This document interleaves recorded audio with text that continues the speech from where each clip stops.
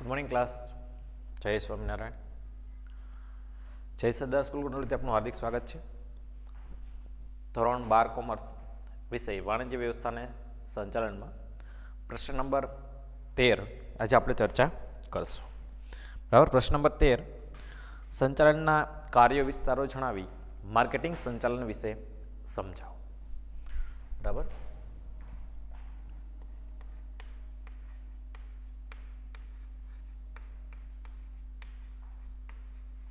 સંચાલનના કાર્ય વિસ્તારો જણાવી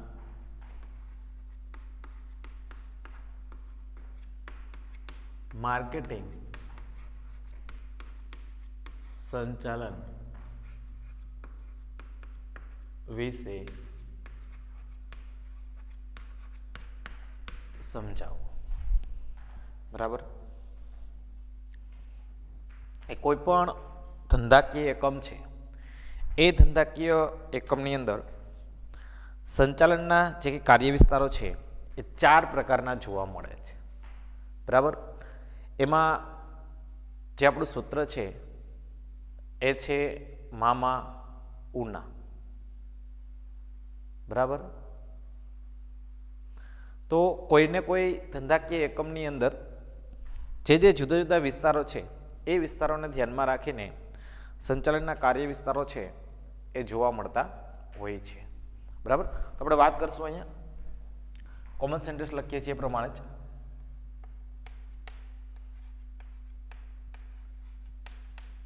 સંચાલનના કાર્ય વિસ્તારો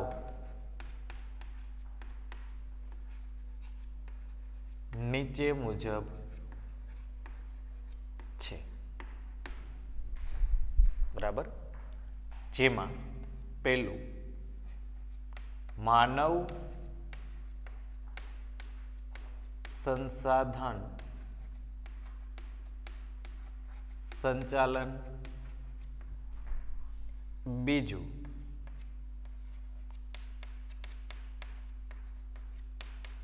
માર્કેટિંગ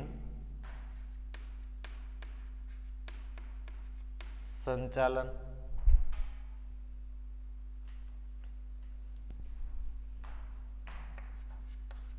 ત્રીજું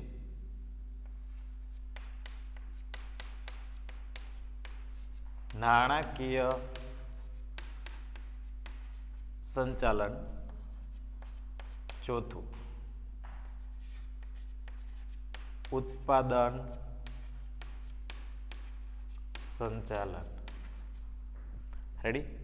તો ટોટલ સંચાલનના જે કાર્ય વિસ્તારો છે એ કેટલા જોવા મળે છે? તો કે 4 પ્રકારના કાર્ય વિસ્તારો આપણી પાસે જોવા મળે છે. જેમાં પહેલું માનવ સંસાધન સંચાલન, જેને આપણે HRM કહીએ છીએ. શું કહીએ છીએ? HRM. બરાબર. એટલે કે હ્યુમન રિસર્ચ મેનેજમેન્ટ, માનવ સંસાધન સંચાલન. ત્યારબાદ જોઈએ માર્કેટિંગ સંચાલન. બરાબર. જેને બજારીય સંચાલન કેવું હોય તો પણ ગણી શકાય છે. શું? બજારીય સંચાલન. ટોટલ 4 પ્રકારના સંચાલન જોવા મળે છે. માનવ સંસાધન સંચાલન, માર્કેટિંગ સંચાલન, નાણાકીય સંચાલન અને ઉત્પાદન સંચાલન. બરાબર. જેમાં આપણે મુદ્દા નંબર 1 મુદ્દા નંબર 2 એટલે કે માર્કેટિંગ સંચાલન, બજાર સંચાલન વિશે વાત કરશું. તમને વિકલ્પની અંદર પૂછવામાં આવે તો પ્રશ્ન ખાસ યાદ રાખજો. ઓપ્શન 4 કે સંચાલનના કાર્ય વિસ્તારો કેટલા છે, ક્યાં ક્યાં. બરાબર. તો તમારે જવાબ રહેશે 4. કે ભાઈ સંચાલનના કાર્ય વિસ્તારો છે એ 4 પ્રકારના જોવા મળે છે. બરાબર. જેમાં એક માનવ સંસાધન સંચાલન, માર્કેટિંગ સંચાલન, નાણાકીય સંચાલન અને ઉત્પાદન સંચાલન. આપણે સૂત્ર લખી શકાય મામા ઉના. બરાબર. આ રીતના તમારે યાદ રાખવું હોય તો પણ તમે રાખી શકો. મામા ઉના, માર્કેટિંગ, માનવ સંસાધન, ઉત્પાદન અને નાણાકીય. રેડી. એટલે આમ સંચાલનના 4 કાર્ય વિસ્તારો જોવા મળે છે. માનવ સંસાધન સંચાલન, પછી માર્કેટિંગ સંચાલન, નાણાકીય સંચાલન અને ઉત્પાદન સંચાલન. રેડી. ચાલો, ઓકે. હવે આપણે વાત કરશું એમાંથી માનવ સંસાધન સંચાલનની, સોરી માર્કેટિંગ સંચાલન.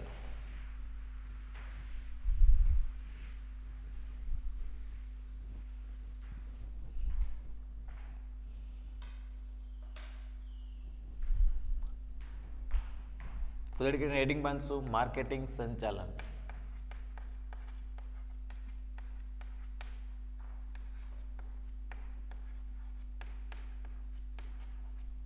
બરાબર. માર્કેટિંગ સંચાલનની અંદર વાત કરીએ તો એના કાર્યો પણ ગણી શકાય કે ભાઈ માર્કેટિંગ સંચાલનના કાર્યો જણાવો તો પણ આ લખી શકાય, જેની અંદર આપણે સૂત્ર છે પૈકી અવી. બરાબર. પહેલો મુદ્દો પેકિંગ, બીજો મુદ્દો કિંમત, ત્રીજો મુદ્દો અભિવૃદ્ધિ અને ચોથો મુદ્દો વિતરણ. આમ 4 પ્રકારના સંચાલન છે, 4 પ્રકારના કાર્યો છે એનો સમાવેશ કરવામાં આવે છે. ફરીવાર ધ્યાન આપજો, માર્કેટિંગ સંચાલનની અંદર જુદા જુદા 4 પ્રકારના કાર્યોનો સમાવેશ ગણી શકાય છે: પેકિંગ, કિંમત, અભિવૃદ્ધિ અને વિતરણ. બરાબર. તમને એવો પણ પ્રશ્ન પૂછવામાં આવશે કે માર્કેટિંગ સંચાલન એટલે પેકિંગ, કિંમત, અભિવૃદ્ધિ અને વિતરણ, કે માર્કેટિંગ સંચાલનના જુદા જુદા કાર્યો જણાવો, આવો પ્રશ્ન પૂછે તો તમારે એમાં 4 મુદ્દાનો સમાવેશ કરવાનો રહે છે. 1 પેકિંગ, કિંમત, અભિવૃદ્ધિ અને વિતરણ. સૂત્ર લખવું તમે લખી શકો અહીંયા પે કી અ વી. રેડી. માર્કેટિંગ સંચાલનના કાર્યો, માર્કેટિંગ સંચાલન એટલે શું? તો પેકિંગ, કિંમત, અભિવૃદ્ધિ અને વિતરણ વગેરે જેવા કાર્યોનો સમાવેશ એટલે માર્કેટિંગ સંચાલન. રેડી. ચલો આગળ જોઈએ. દરેક કાર્યને આપણે વિસ્તૃત સમજૂતી લઈએ.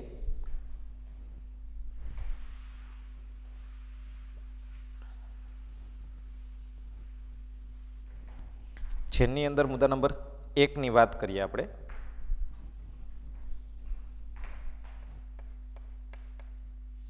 તો પેકિંગ.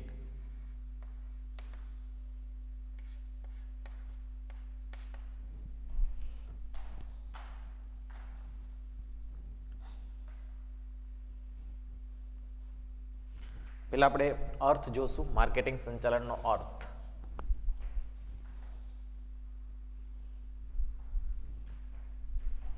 બરાબર. અર્થ જોઈએ માલ કે સેવા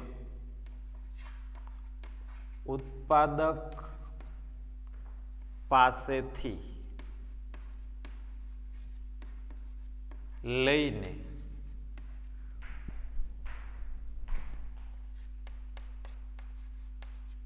ગ્રાહકો સુધી પહોંચાડવાની પ્રક્રિયા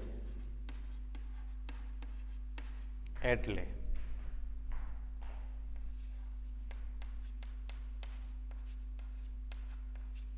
માર્કેટિંગ સંચાલન. બરાબર. એ કોઈ પણ વસ્તુ કે સેવા છે, એ વસ્તુ કે સેવા કોઈ પણ ઉત્પાદક પાસે ઉત્પાદન થઈ જાય છે, પછી એ વસ્તુ કે સેવા કોની પાસે? તો કે ગ્રાહકો પાસે પહોંચવી જોઈએ. પણ એ પહોંચાડવા માટે અલગ અલગ પ્રકારના સાધનોનો ઉપયોગ થાય. જેમ કે ભાઈ વાહન વ્યવહારના જુદા જુદા સાધનો છે. આ તમામ પ્રકારના જે કંઈ સાધનો છે એને અલગ અલગ જગ્યાએથી લેવામાં આવે તો એને માર્કેટિંગ સંચાલન ગણી શકાય છે. બરાબર. ખાસ કરીને વાત કરીએ તો કોઈ પણ ઉત્પાદન થઈ ગયા પછી ડાયરેક્ટલી એ વસ્તુ આપણે સાચવી શકતા નથી, તો એને અમુક જગ્યાએ રાખવામાં આવે. બરાબર. જેમ કે કોલ્ડ સ્ટોરેજની અંદર રાખવામાં આવે. ઘણીવાર છે એ વસ્તુઓ છે એ મોટા ભાગના એકમની અંદર જોડવામાં આવતી હોય છે. બરાબર.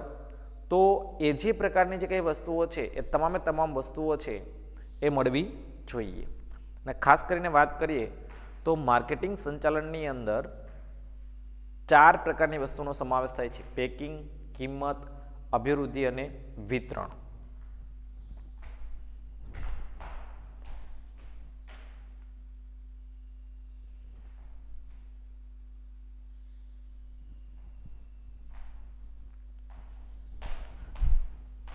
બરાબર.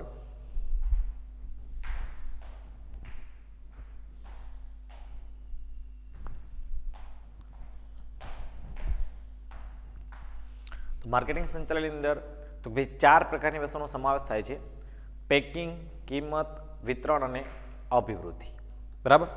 હવે આપણે જોઈએ માર્કેટિંગ સંચાલનથી કોઈ પણ ઉત્પાદક છે એ પોતાના દ્વારા ઉત્પાદિત થયેલી વસ્તુઓ છે તો ભાઈ ગ્રાહકો સુધી પહોંચાડવાનો પ્રયત્ન કરે છે કે કોઈને કોઈ ગ્રાહકને છે વસ્તુ મળવી જોઈએ. બરાબર. દાખલા તરીકે વાત કરીએ તો બાલાજી કંપની છે, એ બાલાજી કંપની પોતાની ઉત્પાદિત થયેલી વસ્તુઓ છે કોના સુધી, તો ગ્રાહકો સુધી પહોંચાડવાનું કામ કરે છે. બરાબર ને, કે ભાઈ રાજકોટની અંદર જે વેફર્સનું ઉત્પાદન થાય છે એ વેફર્સનું ઉત્પાદન બરાબર છેટ ગુજરાતના જુદા જુદા જિલ્લાઓ સુધી પહોંચે છે તો એ કોના માધ્યમથી, તો ભાઈ વાહન વ્યવહારના સાધનોથી. તો એક પ્રકારની એક કડી જોવા મળે. તો એક પ્રકારની વસ્તુઓ છે બીજા પ્રકારની વસ્તુઓ પહોંચે ને ત્યાં સુધી કોઈને કોઈ કડી સ્વરૂપે એ વસ્તુ ઉત્પાદકથી ગ્રાહકો સુધી પહોંચાડવાની પ્રક્રિયા થાય છે. તો આ તમામ પ્રકારની જે પ્રક્રિયા કરવામાં આવે છે એને માર્કેટિંગ સંચાલન ગણી શકાય છે. રેડી. હવે આપણે વાત કરીએ 4 મુદ્દાઓની.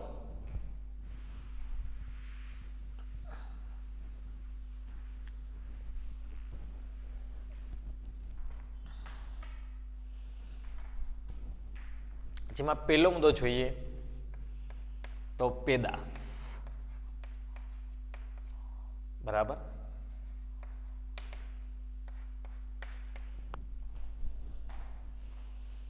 તો પેદાશમાં વસ્તુનું રૂપ, રંગ, આકાર, કદ, વજન, છાપ વગેરે કાર્ય સંબંધી ખાતરી. પેદાશમાં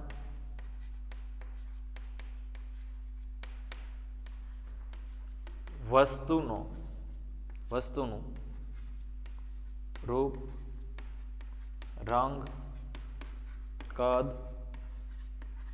વજન, છાપ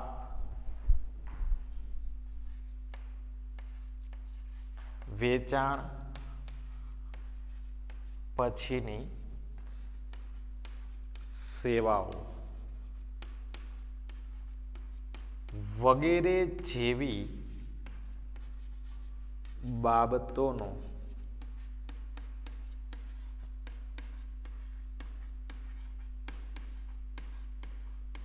સમાવેશ થાય છે. આ ઉપરાંત જોઈએ તો પેદાશ એક એવી છે કે જે ચાલુ પેદાશના કાર્યમાં વૈવિધ્ય લાવવાનું કામ કરે છે. તો પેદાશનું કામ શું, તો કે પેદાશ એ નવી પેદાશમાં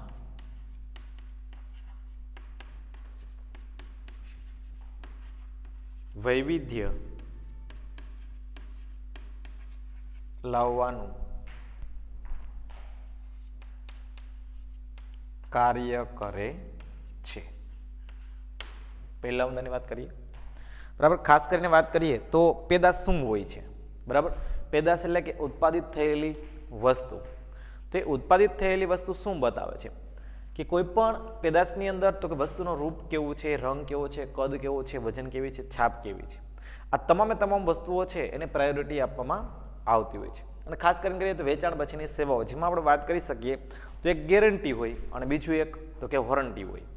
આ બે શબ્દો છે એ દરેક એકમની સાથે સંકળાયેલી બાબત છે અને એ ઉત્પાદિત વસ્તુઓ છે એ ઉત્પાદક સુધી પહોંચાડવાનું કામ થાય ત્યાં સુધીમાં એ વેચાણ પછીની સેવાઓનો પણ સમાવેશ ગણી શકાય છે. જેમ કે આપણે ફ્રીજ લેવીએ છીએ, બરાબર ને, તો એમાં સર્વિસ છે ફ્રી આપવામાં આવતી હોય છે અમુક સમય મર્યાદા સુધી, પછી આખી જિંદગી ન આપે. બીજું, દાખલા તરીકે આપણે બાઇક લીધી હોય તો બાઇકની અંદર અમુક 3 કે 4 સર્વિસ છે ફ્રી આપવામાં આવતી હોય, એ વેચાણ પછીની સેવા ગણી શકાય. કસ્ટમર કેરમાંથી તમને પૂછવામાં આવે કે ભાઈ તમને સેવાઓથી સંતુષ્ટ છો કે કેમ. આ જે કંઈ પ્રવૃત્તિઓ થાય છે ને એ તમને ગ્રાહકને પોતાના સુધી પહોંચાડવાની એક પ્રક્રિયા છે કે ગ્રાહકને પોતાની સમક્ષ જકડી રાખવાની એક પ્રક્રિયા છે. તો પેદાશ છે એ પેદાશની અંદર નવું વૈવિધ્ય કેમ લાવવું એ ગુણ બતાવે. જેમ કે આપણે વાત કરીએ કે જૂનામાં જૂની કંપની બિસ્કિટની અંદર જોઈએ તો પાર્લેજી કંપની, બરાબર ને, 5 રૂપિયાના પેકેટની અંદર કોઈ સુધારો વધારો કરીને, હા એને પેદાશની અંદર સુધારો કર્યો એક સમયની અંદર 10 રૂપિયાનો આવતો ત્યારે 5 રૂપિયાનું નાનું પેકેટ કરી દીધું, પણ એની સાથે સાથે પાર્લેજીની બીજી પ્રોડક્ટ પણ લોન્ચ કરી. પાર્લેજી પેકેટને તો એમને જ રાખ્યું છે, પણ છતાં એને બીજી કંપનીઓની સાથે લોન્ચ તો એને કર્યું જ છે, બરાબર ને. તો કહેવાનો મીનિંગ શું કે પેદાશ છે એકબીજાની વસ્તુની અંદર તો વૈવિધ્ય લાવવાનું કામ કરે છે. બીજી વસ્તુની વાત કરીએ તો મોટા ભાગના જે કંઈ ધંધાકીય એકમો છે એ દરેક ધંધાકીય એકમની અંદર પેદાશ છે એ સૌથી એક ઉદ્ભવ બિંદુ ગણી શકાય છે. ઉદ્યોગનું સૌથી મોટું ઉદ્ભવ બિંદુ હોય તો એ શું છે, તો કે પેદાશ, કે જેના દ્વારા કોઈને કોઈ વ્યક્તિ છે એ ઉત્પાદનની અંદર વૈવિધ્ય લાવવાનું કામ કરે છે. આમ દરેક પેદાશની અંદર કોઈને કોઈ વસ્તુ છે એ ઉત્પાદન થઈ છે ત્યારે એમાં વસ્તુનો રંગ કેવો છે, એનું રૂપ કેવું છે, એનું કદ કેવું છે, એનું વજન કેવું છે, એની છાપ કેવી છે, એ તમામ વસ્તુનો સમાવેશ કેમાં થાય છે, તો કે પેદાશની અંદર કરવામાં આવે છે. પ્રશ્ન આપણે એમ થાય કે ભાઈ રૂપ રંગ કદ વજનની સાથે શું મતલબ હોય? તમને ખબર હોય તો આપણે કોઈ પણ ખરીદી કરવા છે ત્યારે એનું બાહ્ય પેકિંગ છે ને એના ઉપર આપણું ડિપેન્ડ વધારે કરતું હોય છે. જો પેકિંગ વસ્તુ સારી હોય ને તો આપણે તાત્કાલિક એને લઈ લેવાનો પ્રયત્ન કરીએ છીએ. બીજું, જો પેકિંગ થોડુંક નબળું હોય તો આપણે ન ગમે, થોડોક ડાઘ હોય તો પણ ન ગમે. શું કામે? કારણ કે પેકિંગ છે ને એના ઉપર આપણું નજર પડ્યા છે. એટલે પેદાશનો રૂપ રંગ આકાર, સાબુ કેટલા સરસ મજાના હોય તમે જોજો. તો ક્લોઝઅપ છે, સોરી ટૂથપેસ્ટ છે, એમાં ઘણી બધી વેરાયટી હોય, બબુલ હોય, બરાબર. પછી વાત કરીએ તો ક્લોઝઅપ હોય, બરાબર, કોલગેટ હોય, સિબાકા હોય, ઘણી બધી કંપનીઓ અસ્તિત્વમાં છે, પણ એના રૂપ રંગ કદ આકાર વજન છાપ એના ઉપર બધા ઉપર ડિપેન્ડ કરતો હોય છે. આમ કોઈને કોઈ કંપનીની અંદર જ્યારે કોઈ પણ ઉત્પાદન છે એ થાય છે ત્યારે એના રૂપ રંગ કદ વજન છાપ આ દરેક બાબત ઉપર નજર રાખવામાં આવતી હોય છે, કે જેના દ્વારા એ કંપનીની એક છાપ એક સારી ઊભી થઈ શકે છે. અને કોઈ પણ પેદાશ છે એ અન્ય પેદાશો ઉપર નવીનતા એટલે વૈવિધ્ય લાવવાનું કામ એ પેદાશ કરે છે. 2015ની અંદર જે પ્રોડક્શન થતું હતું, જે વસ્તુનું પ્રોડક્શન થતું હોય એ જ વસ્તુ 2020માં કંઈક સુધારા વધારા સાથે નવીન હોય. તમે જુઓ, વર્ષોથી ગાડી આપણે કંપનીને ઉદાહરણ લઈએ, વર્ષોથી એક ગાડી એટલે કે ભાઈ ટુ વ્હીલ બનાવતી કંપની છે હોન્ડા કંપની, વર્ષોથી ઉત્પાદન કરે છે, તોય છતાં માર્કેટિંગમાં ચાલે છે. શું કામે? કારણ કે દર 1 કે 2 વર્ષ થઈને નવી ગાડીમાં કંઈક સુધારા વધારા કરવા સાથે ફેરફાર કરે. તો એ પેદાશમાં શું કર્યું? તો કે વૈવિધ્ય લાવ્યું. એટલે પેદાશ છે ને એ ઉદ્ભવ બિંદુ છે ને એમાં વૈવિધ્ય લાવવાનું કામ તો કે પેદાશ કરે છે. જો એ હોન્ડા કંપની પોતાના પ્રોડક્શનની અંદર કોઈ પણ પ્રકારનો સુધારા વધારો ન કરતી હોત તો ફેંકાઈ જાય. જેમ કે રાજદૂત કંપની ફેંકાઈ ગઈ અને પોતાની પ્રોડક્શનની અંદર કોઈ જાતનો સુધારા વધારો ન કર્યો, બરાબર ને. એમ દરેક કંપની છે પેદાશની અંદર કંઈક ને કંઈક સુધારા વધારા કરે છે કે જે માર્કેટિંગની અંદર એને ઉદ્ભવ બિંદુ તરીકે પણ ગણી શકાય છે, બરાબર. હવે વાત કરીએ એના પછીનો મુદ્દા નંબર 2, તો કે કિંમત.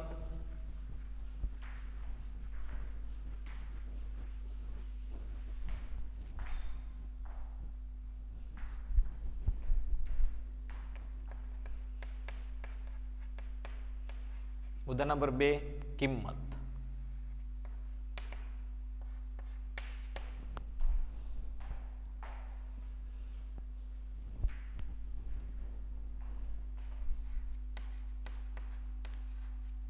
વર્તમાન સમયમાં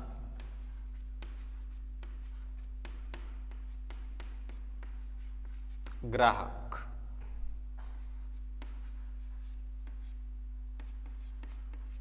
વધુ ગુણવત્તાયુક્ત વસ્તુ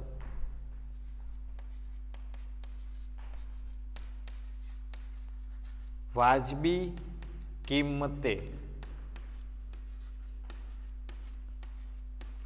મળી રહે તેવા પ્રયત્નો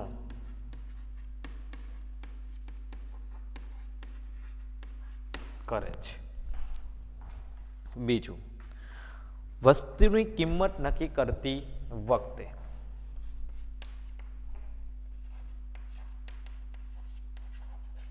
વસ્તુની કિંમત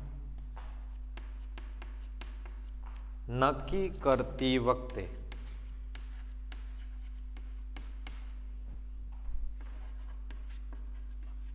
જુદી જુદી બાબતો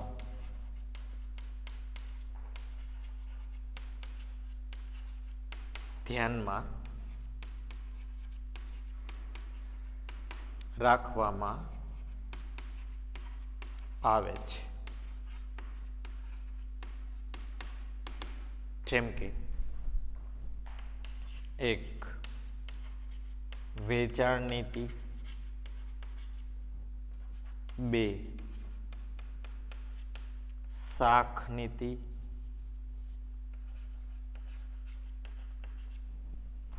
બરાબર. પછી વાત કરીએ તો વટાવ નીતિ, ત્રણ વટાવ નીતિ, ચાર જથ્થાબંધ વેપાર અને પાંચ છૂટક વેપાર. બરાબર. હવે જો યાદ રાખજો, આપણી પાસે મુદ્દા નંબર 2 એટલે કે કિંમત. અત્યારનો સમય એવો છે કે કોઈ પણ ગ્રાહક હોય એ હંમેશા શું ઈચ્છતો હોય કે પોતાને જે કંઈ વસ્તુ મળે એ સારામાં સારી ગુણવત્તાયુક્ત મળે, પણ એ જે વસ્તુ ગુણવત્તાયુક્ત મળે ને એમાં એની કિંમત કેવી હોવી જોઈએ તો કે યોગ્ય હોવી જોઈએ, વ્યાજબી હોવી જોઈએ. જો એની કિંમત વધુ હોય પણ વસ્તુ ગુણવત્તાયુક્ત ન હોય તો પણ તકલીફ થાય. ઘણીવાર એવું બને કે કિંમત ઓછી હોય પણ વસ્તુની ગુણવત્તા સારી હોય તો તકલીફ થતી નથી. પણ કરેક્ટ કસ્ટમર છે હંમેશા એવી પ્રાયોરિટી આપતો હોય કે પોતાના દ્વારા જે કંઈ ઉત્પાદિત વસ્તુઓ છે એ ઉત્પાદિત વસ્તુ હંમેશા માટે કેવી તો કે ગુણવત્તાયુક્ત હોય. બરાબર. કે જો એ ગુણવત્તાયુક્ત વસ્તુ હશે તો એ વસ્તુ તો કે વ્યાજબી કિંમતે મળવી જોઈએ. બરાબર. એવા પ્રયત્નો હંમેશા માટે કોઈને કોઈ ગ્રાહક છે એ કરતો હોય છે. બીજી વસ્તુની પ્રાયોરિટી રાખીએ તો કોઈ પણ કંપની છે વસ્તુની કિંમત નક્કી કરે ત્યારે અમુક પરિબળોને ધ્યાનમાં રાખે છે. તો એ કેવા કેવા પરિબળોને ધ્યાનમાં રાખે તો ખાસ કરીને વાત કરીએ તો વેચાણની નીતિ. વેચાણની નીતિ હંમેશા 2 પ્રાયોરિટી આપે છે. એક, કાં તો ઉધાર વેચાણ કરો અથવા તો રોકડ વેચાણ કરો. બરાબર ને. તો કોઈ પણ ઉત્પાદન કરનાર છે વેચાણની નીતિ કેવી છે એ બાબતને પ્રાધાન્ય પહેલા આપે છે. જો વેચાણની નીતિ સારી હશે તો એ વેચાણ નીતિની અંદર એમને કોઈને કોઈ પ્રયત્ન છે એ કરવા પડશે. જો એ ઉધાર વેચાણ કરશે તો વધારેમાં વધારે ચાલશે, પણ એમાં ઘણીવાર એવું બને કે નાણાં ન મળે એવા પણ પ્રયત્નો થાય. આવું ન થાય એટલા માટે એ વેચાણની નીતિ કેવી અપનાવે છે એના ઉપર કિંમત નક્કી થાય છે. બીજું, શાખ નીતિ કેવી છે, બજારમાં એની વેલ્યુ કેવી છે, બજારની અંદર એની છાપ કેવી છે. ઘણી બધી કંપનીઓ છે એના નામ ઉપરથી ચાલે છે. જેમ કે આપણે વાત કરીએ બ્રાન્ડેડ કંપનીઓની અંદર, બરાબર, તો મોબાઈલ પ્રોડક્શનની અંદર જોવા મળતી જુદી જુદી કંપનીઓમાં એક કંપની એટલે કે એપલ કંપનીના નામથી ચાલે છે ને, કે બ્રાન્ડ છે એક પ્રકારની. એવી રીતે ફોર વ્હીલના કંપનીની અંદર વાત કરીએ તો રોલ્સ રોય, એની કિંમત નક્કી જ ન થાય, એની કિંમત પૂછવાની જ ન આવે. કેમ તો કે બ્રાન્ડ છે એક પ્રકારની, જેને જરૂર એ જ શોરૂમમાં જાય, બાકી જાય નહીં. તો આ જે વસ્તુ જોવા મળે છે ને એ શું બતાવે છે તો કે અહીંયા કિંમત નક્કી કરતી માણસની વેચાણ નીતિ કેવી છે, શાખ નીતિ કેવી છે એ વસ્તુ. પછી વાત કરીએ વટાવ નીતિ. નાના નાના વેપારી હોય એ વેપારી હંમેશા વટાવને પ્રાધાન્ય પહેલા આપતા હોય અને એ વટાવમાંથી એને થોડો ઘણો નફો મળે પછી એ કસ્ટમર સુધી પહોંચાડવાનો પ્રયાસ થાય છે. એટલે વટાવ નીતિ કેવી છે એ પણ નક્કી કરવામાં આવે છે. પછી વાત કરીએ તો જથ્થાબંધ વેપાર, કે ડાયરેક્ટ કંપની છે પોતાનું સેલિંગ જથ્થાબંધ વેપારીને કરે છે અને એ જથ્થાબંધ વેપારી છૂટક વેપારીને આપે છે અને છૂટક વેપારી સુધી કસ્ટમર સુધી પહોંચવાના પ્રયત્નો થાય છે. તો જથ્થાબંધ વેપારી, છૂટક વેપારીને છેલ્લે કોની પાસે આવે છે તો કસ્ટમર પાસે આવે છે. આમ જુદા જુદા પ્રકારના પ્રયત્નોને કારણે કોઈને કોઈ વસ્તુ છે એ બજારથી ગ્રાહક સુધી પહોંચાડવાનો પ્રયત્ન થાય છે કે જેને આપણે શું કીધું હતું તો કે માર્કેટિંગ સંચાલન. અને આ માર્કેટિંગ સંચાલનની અંદર મુદ્દા નંબર 2 કિંમત, કે જેની અંદર ફરી રિવિઝન કરીએ છીએ આપણે કિંમત, કે જેમાં વર્તમાન સમય એવો છે કે ગ્રાહક છે ઓછામાં ઓછી કિંમતે વધુમાં વધુ ગુણવત્તાયુક્ત વસ્તુ મળી રહે ને એવા પ્રયત્ન કરતો હોય છે. તો કિંમત નક્કી કરતી વખતે કઈ કઈ બાબતો ધ્યાનમાં રાખવી જોઈએ તો એક તો વેચાણ નીતિ, શાખ નીતિ, છૂટક વેપાર, જથ્થાબંધ વેપાર. બીજી વસ્તુની વાત કરીએ તો વટાવની નીતિ કેવી છે. આ તમામ બાબતો છે એને ધ્યાનમાં રાખવી જોઈએ. તમને 1 માર્ક્સની અંદર પૂછવામાં આવશે કે કિંમત નક્કી કરતી વખતે કઈ કઈ બાબતો ધ્યાનમાં રાખવામાં આવે છે. બરાબર. તો વેચાણ નીતિ, શાખ નીતિ, વટાવ નીતિ, જથ્થાબંધ વેપાર અને છૂટક વેપાર. એક મુદ્દો આ. બીજું, વર્તમાન સમયમાં ગ્રાહક છે એ કેવી વસ્તુ ઈચ્છે છે તો વર્તમાન સમયમાં ગ્રાહક છે ગુણવત્તાયુક્ત વસ્તુ ઈચ્છે છે પણ કિંમત કેવી તો વ્યાજબી કિંમત. આવી તમને 1 માર્ક્સની અંદર પૂછાય એવો પ્રશ્ન, ભૂતકાળમાં આ પ્રશ્ન પૂછાઈ ગયેલો છે, ખાસ યાદ રાખજો. બરાબર. કે કિંમત નક્કી કરતી વખતે કઈ કઈ બાબતો ધ્યાનમાં રાખવામાં આવે છે. તો કિંમત નક્કી કરતી વખતે વેચાણ નીતિ, શાક નીતિ, વટાવ નીતિ, જથ્થાબંધ અને છૂટક વેપાર જેવી બાબતોને ધ્યાનમાં રાખવામાં આવે છે. રેડી? ચાલો ઓકે. વાત કરીએ આપણે મુદ્દા નંબર 3, અભિવૃદ્ધિ.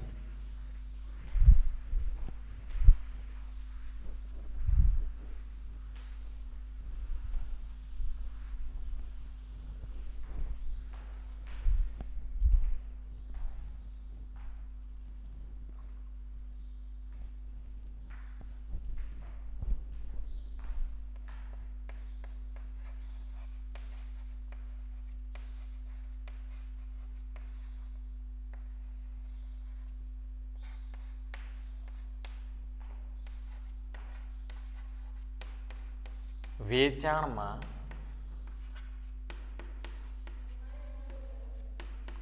નોંધપાત્ર વધારો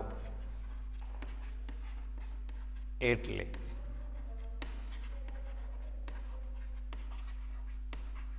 અભિવૃદ્ધિ.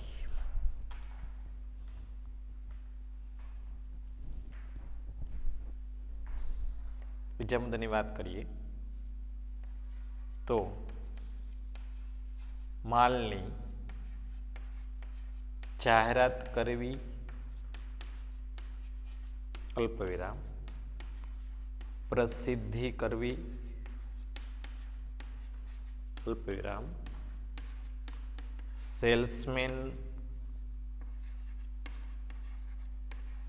દ્વારા વેચાણ,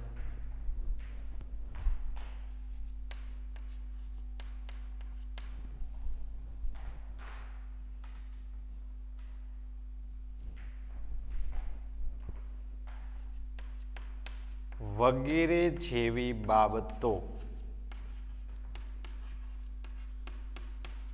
નો સમાવેશ થાય છે.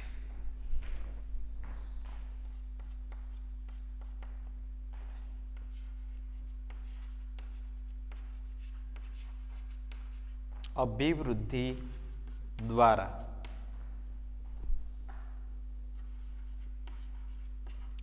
ખર્ચમાં વધારો થાય છે, જે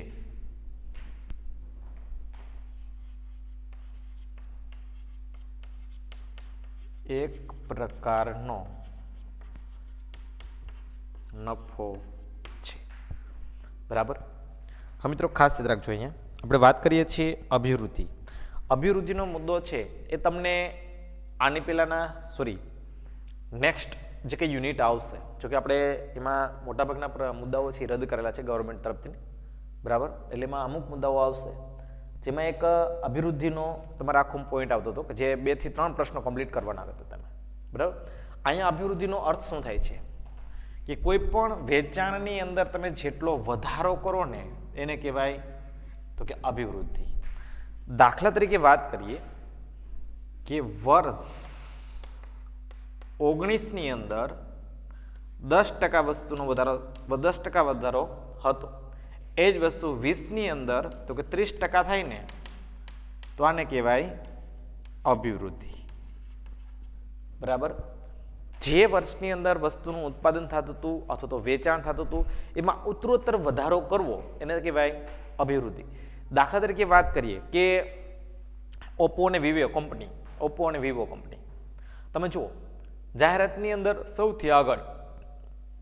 બીજું, બજારમાં તમે નીકળો 10 બેનર જુઓ ને એમાં 8 બેનર તો ઓપ્પો અને વિવો કંપનીના જ હોય. તો શું કામ આવી? તો કે પોતાની વસ્તુ છે એનું વધુમાં વધુ શું તો કે જાહેરાત કરવી. જેટલી જાહેરાત પસાર થશે ને એમાંથી કોઈને કોઈ માણસ તો વસ્તુનું લેવા માટે પ્રયત્ન કરશે જ. તો આમ દરેકે દરેક વ્યક્તિ છે એ પોતાની ઉત્પાદિત થયેલી વસ્તુઓ છે કોઈને કોઈ સુધી પહોંચાડવા માટે કસ્ટમર સુધી પહોંચવાનો પ્રયાસ કરતો હોય. તો આ કસ્ટમર સુધી પહોંચવાનો પ્રયાસ અને વધુ વેચાણ કરવું જેને શું કહેવાય તો કે અભિવૃદ્ધિ તરીકે ઓળખવામાં આવે છે. તો આ વેચાણમાં નોંધપાત્ર વધારો એટલે અભિવૃદ્ધિ. તો આ અભિવૃદ્ધિ કઈ રીતના કરી શકાય? તો કે પહેલી તો કે માલની જાહેરાત કરવી. જેમ મેં તમને ઉદાહરણ આપ્યું કે ઓપ્પો અને વિવો મોબાઈલ બનાવતી કંપની છે કે જેને સૌથી વધારે તો કે જાહેરાત કરી. શું કામે? તો કે જાહેરાતના માધ્યમથી એ કસ્ટમર સુધી પહોંચી શકે, જેના કારણે વેચાણમાં શું થાય તો કે નોંધપાત્ર વધારો. એટલે વધુમાં વધુ એને શું કરી તો કે જાહેરાત કરી. એટલે વેચાણમાં જો તમારે નોંધપાત્ર વધારો કરવો હોય એટલે મીન્સ કે અભિવૃદ્ધિ કરવી હોય તો શું કરવું તો કે ભાઈ માલની જાહેરાત કરો. એટલે પહેલો મુદ્દો માલની જાહેરાત કરવી. બીજી વસ્તુની વાત કરીએ તો પ્રસિદ્ધિ કરવી. પ્રસિદ્ધિનો મિનિંગ થાય છે કે કોઈ પણ ગ્રાહક છે એ પોતાની પાસે રહેલી વસ્તુ અંગેની જાણકારી બીજા કસ્ટમરને આપે, સંભવિત કસ્ટમરને આપે છે, તો એને કહેવાય પ્રસિદ્ધિ. 1 માર્કનો પ્રશ્ન પૂછવામાં આવતો, ખાસ યાદ રાખજો કે પ્રસિદ્ધિ એટલે શું, તો ગ્રાહક દ્વારા કરવામાં આવતી જાહેરાત એને શું કહેવાય પ્રસિદ્ધિ. બરાબર. દાખલા તરીકે વાત કરી કે આજે મારી પાસે સેમસંગનો કોઈ મોબાઈલ છે, તો હું સેમસંગના મોબાઈલના બીજા કોઈ મારા ફ્રેન્ડ સર્કલની અંદર વખાણ કરું, ભાઈ આ મોબાઈલ છે બહુ સરસ છે, આ મોબાઈલ છે એ ખરેખર ઉપયોગ કરવા લાયક છે, એમ બહુ સરસ મજાની ક્વોન્ટિટી છે, એમ સરસ મજાની ક્વોલિટી પણ છે, એમ ને ખરેખર જોવાની મજા આવે. તો મારી જે વખાણ કરવાની જે પ્રવૃત્તિ થઈ એના દ્વારા મારો ફ્રેન્ડ છે એ કોઈ વસ્તુ લેવા માટે પ્રયાસ કરે, મારી પાસે મોબાઈલ છે એવો જ મોબાઈલ એ લે, તો આને શું કહેવાય પ્રસિદ્ધિ. બરાબર. જેમ કે ઘણા બધા ફ્રેન્ડ સર્કલ તમને જોયા હશે કે કોઈ તમારા ફ્રેન્ડની અંદર કોઈ ગ્રુપની અંદર કોઈ પાસે મોબાઈલ હોય તો એવો જ મોબાઈલ તમે પણ લેવાનો પ્રયત્ન કરો, તો આને કહેવાય પ્રસિદ્ધિ. બરાબર. બીજું કે જ્યારે તમે કોઈ વસ્તુનો ઉપયોગ કરો છો એ જ વસ્તુનો ઉપયોગ તમે પણ કરવાનો પ્રયત્ન કરો. બરાબર. અથવા તમે જે ઉપયોગ કરો છો એ તમારા ફ્રેન્ડ પણ ઉપયોગ કરવાનો પ્રયાસ કરે, તો આને શું કહેવાય પ્રસિદ્ધિ. દાખલા તરીકે આપણને ખબર છે કે સમાજની અંદર એક પ્રતિષ્ઠા સ્વરૂપે માણસ છે અત્યારે કામ કરતો હોય તો સૌથી વધારે પ્રતિષ્ઠા તો ભાઈ રોલ્સ રોય હોય ને તો સારામાં સારી પ્રતિષ્ઠા પડે, એપલ કંપનીનો મોબાઈલ હાથમાં હોય તો સારામાં સારી પ્રતિષ્ઠા પડે. તો આજે વસ્તુ જોવા મળે છે ને એક પ્રકારની પ્રસિદ્ધિ ગણી શકાય કે જેમાં કંપની છે કસ્ટમરે નથી ગોતતી, પણ એક કસ્ટમરને ગોતે પછી પાછળ તો બીજા કસ્ટમરો ઓટોમેટિક એની પાછળ જોઈને એને આવે છે. તો આ જે વસ્તુ જોવા મળે છે ને શું કહેવાય કે પ્રસિદ્ધિ ગણી શકાય છે. બરાબર. પછી વાત કરીએ તો કે સેલ્સમેન દ્વારા વેચાણ, તો ભાઈ સેલ્સમેનને જોતા ડોર ટુ ડોર મોકલીને પણ વેચાણ કરી શકાય.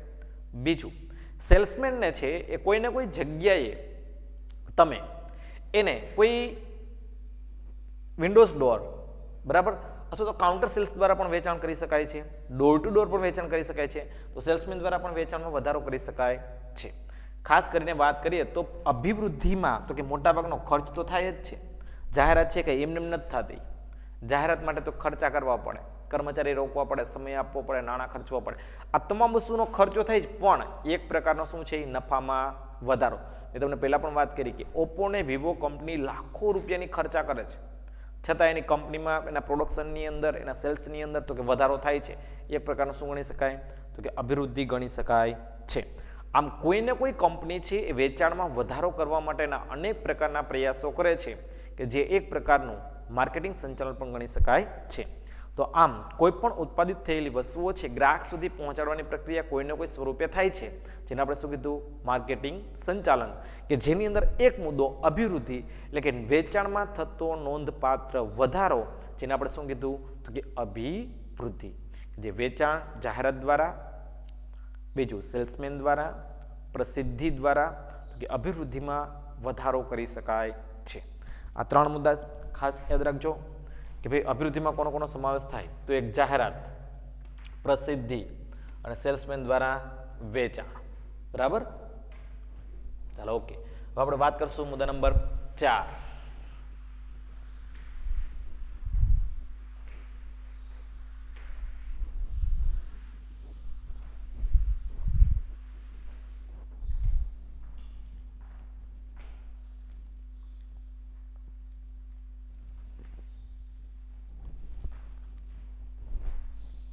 મુદ્દા નંબર 4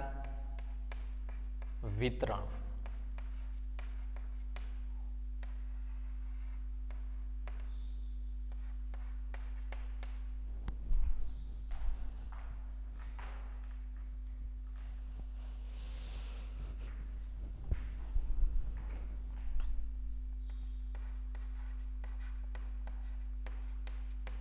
વિતરણ અંગેના નિર્ણયમાં વસ્તુનું વેચાણ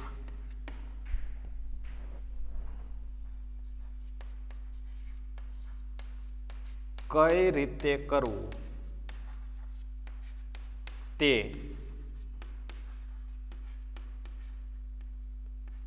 બાબતનું ધ્યાન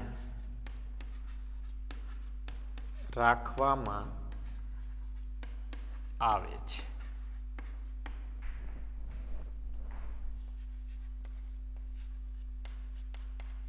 જેમ કે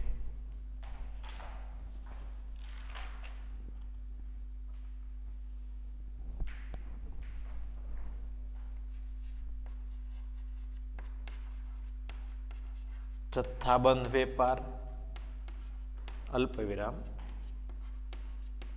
છૂટક વેપાર, એજન્ટો દ્વારા,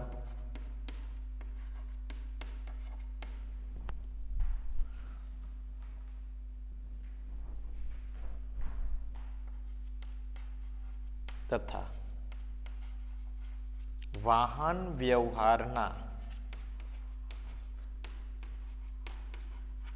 પ્રશ્નો વગેરેનો સમાવેશ થાય છે.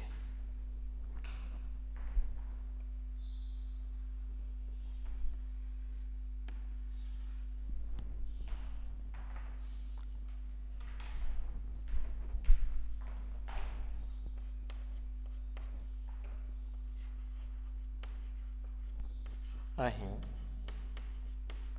વિતરણનો આધાર